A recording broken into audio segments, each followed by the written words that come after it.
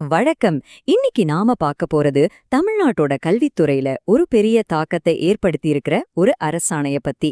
கிட்டத்தட்ட 8000க்கும் மேற்பட்ட உத்தியோகங்களோட எதிர்காலத்தையே மாற்றி எழுதியிருக்கு இந்த அரசாணை.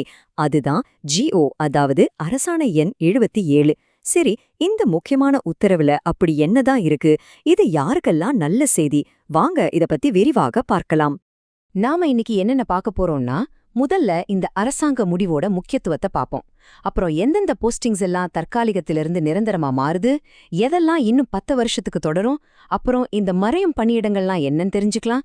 கடைசியா மொத்தமா என்ன கணக்குன்னு ஒரு பார்வை பார்க்கலாம். சரி, முதல்ல இந்த அரசாணையோட பின்னணியில இருக்கிற எண்களை பத்தி பார்க்கலாம். இது எவ்வளவு பெரிய முடிவுன்னு அப்பதான் நமக்கு புரியும். இந்த அரசாணையோட மொத்த கணக்கையும் எடுத்து பார்த்தீங்கன்னா இந்த ஒரு நம்பர் தான் ரொம்ப முக்கியம். 8410. இது வெறும் ஒரு நம்பர் இல்ல. தமிழ்நாட்டோட கல்வித்துறையில வேலை செய்யற ஆயிரக்கணக்கான டீச்சர்ஸ் மற்றும் மத்த ஊழியர்களோட பதவிகளை பற்றியது இது. சரி, 8410 பணியிடங்கள்னு சொல்லியாச்சு. ஆனா இதனால அந்த பதவிகள்ல இப்ப வேலை செய்யறவங்களுக்கு என்ன ஆக போகுது? அவங்களோட வாழ்க்கையில இது என்ன மாற்றத்தை கொண்டு வர போகுது? இந்த கேள்விக்கு பதில் தேடுறதுதான் இந்த முழு பதிவோட நோக்கமே. இதோ இப்ப நீங்க பாக்குறது தான் அந்த முக்கியமான அரசாணை GO நம்பர் 77. இந்த அரசாணை என்ன பண்ணுதுன்னா, அந்த 8410 போஸ்டிங்ஸையும் 3 முக்கியமான வகையா பிரிக்குது. அது என்னென்ன வகைகள்னு ஒன்னொன்னா பார்க்கலாம் வாங்க. இப்ப நாம பார்க்க போறதா இந்த அரசாணையிலே ரொம்ப ரொம்ப முக்கியமான ஒரு விஷயம்.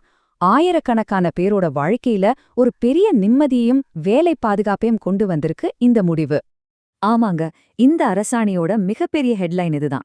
7499 தற்காலிக பணியிடங்கள் இனிமேல் நிரந்தரமாக்கப்படுது. நினைச்சு பாருங்க, கிட்டத்தட்ட 7500 பேருக்கு இது அவங்களோட வேலை நிரந்தரம்ங்கிற ஒரு மிகப்பெரிய செய்தியை கொடுத்திருக்கு.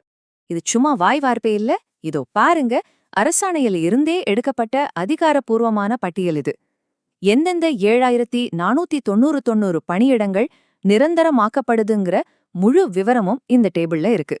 சரி, இந்த நம்பர்ஸ இன்னும் கொஞ்சம் பிரிச்சு பார்த்தா இதுல யார் அதிகமா பயனடைஞ்சிருக்காங்கன்னு நமக்கு தெரியும். பாருங்க, இதுல 6451 பேர் போஸ்ட் கிராஜுவேட் டீச்சர்ஸ். யோசிச்சு பாருங்க, 6400க்கும் மேற்பட்ட முதுகலை ஆசிரியர்களோட வேலை நிரந்தரமாயிருக்கு. இது வெறும் புள்ளி விவரம் கிடையாது, இது ஆயிரக்கணக்கான குடும்பங்களோட எதிர்காலம் சம்பந்தப்பட்ட விஷயம். சரி, நிரந்தரமான பதவிகளை பத்தி பார்த்தாச்சு. ஆனா எல்லா பதவிகளுக்கும் இதே நிலைமைதானா? இல்ல. அடுத்த கேட்டகரி என்னன்னு பார்க்கலாம். சில பதவிகளுக்கு ஒரு முக்கியமான நீட்டிப்பு கொடுத்திருக்காங்க. இந்த கணக்குப்படி 351 பணியிடங்கள் இருக்கு.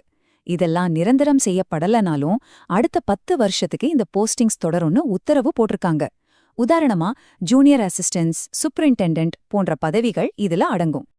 இந்த தகவலும் அரசாணையிலிருந்து எடுத்ததுதான். இதோ அந்த டாக்குமெண்ட்ல இருக்கிற 2வது டேபிள் இது. இதுல தான் அந்த 351 நான் டீச்சிங் போஸ்டிங்ஸ் பத்தின விவரங்கள் இருக்கு. இத பார்க்கும்போது நமக்கு இன்னும் தெளிவா புரியும். சரி, அடுத்ததா நம்ம பார்க்க போறது கொஞ்சம் குழப்பமான ஒரு வார்த்தை. அரசு உத்தரவுகள்ல இந்த மாதிரி வார்த்தைகள் அடிக்கடி வரும். ஆனா அதோட அர்த்தம் என்னன்னு நாம இப்போ தெளிவா புரிஞ்சுக்கலாம். அந்த வார்த்தை தான் மறையும் பணியிடம், இங்கிலீஷ்ல வேனிஷிங் போஸ்ட்னு சொல்வாங்க. இதுக்கு என்ன அர்த்தம்னா ரொம்ப சிம்பிள். ஒரு பதவியில இப்போ இருக்கிறவர் ரிட்டையர் ஆனாலோ இல்ல வேலையை விட்டு போனாலோ அந்த பதவி அதோட காலியாயிடும். அதுக்கப்புறம் அந்த இடத்துக்கு புதுசா யாரையும் எடுக்க மாட்டாங்க. அந்த பதவியே இல்லாம போயிடும். இந்த அரசாணைப்படி மொத்தம் 560 பணியிடங்களை மறையும் பணியிடங்கள்னு சொல்லிருக்காங்க.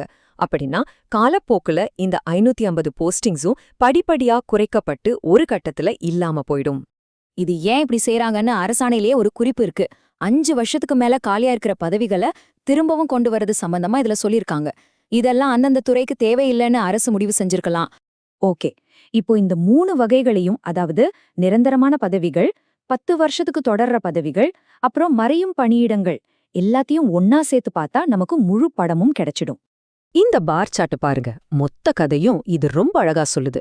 மொத்தமா இருந்த 7410 பணியிடங்கள்ல மிகப்பெரிய பங்கு, அதாவது 7499 நிரந்தரமாக்கப்பட்டிருக்கு.